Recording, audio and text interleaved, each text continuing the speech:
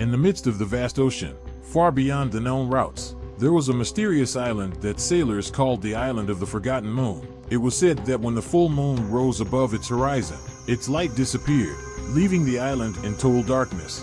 Anna, a young archaeologist, was part of an expedition that set out to explore this island. Her team found ancient maps that showed the ruins of an ancient civilization that supposedly existed on the island. "These are just fairy tales," said the ship's captain as they approached the site. "We all know there are too many misfortunes associated with this island. I wouldn't take any chances if I were you." But Anna and her colleagues weren't listening. They were sure they could solve the mystery that had been stirring minds for centuries. When the ship anchored off the coast, everything looked calm. White sand, dense rainforests, and a strange silence that hung in the air. Anna was the first to set foot on the island. Her boots sank into the soft sand and the wind seemed to whisper her name. She looked around, feeling a slight chill run across her skin despite the hot sun. "It's beautiful, but it's too quiet," Max, her partner, remarked. "You can't even hear the birds." The team began to set up camp at the edge of the forest, but something drew Anna deeper into the island. She noticed something glistening among the trees, as if the rocks were reflecting light. "I'll go look around," she said, and without waiting for an answer, she went into the forest. The farther she went, the darker it got. The trees closed in over her head, hiding the sky completely. Soon she found herself at a strange stone circle. In the center lay a massive slab covered in old symbols that reminded her of ancient runes.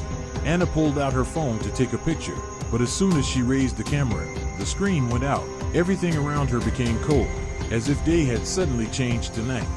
Then there was a soft sound, as if someone had whispered her name. "Who's there?" she shouted, but there was no answer. Leaves began to fall from the branches of the trees, though there was no wind. Anna felt the ground beneath her feet shake slightly. When she looked at the stone slab, it began to glow with a dim, pale light, reminiscent of the moon's glow. A figure appeared from the shadows behind the slab, tall, thin, with eyes that glowed with the dead light of the moon. "You came too close," said a voice, hoarse, as if from another reality. Anna took a step back, but her foot hit something hard. She looked down and saw a human skull half buried in the ground. The darkness around it was thickening.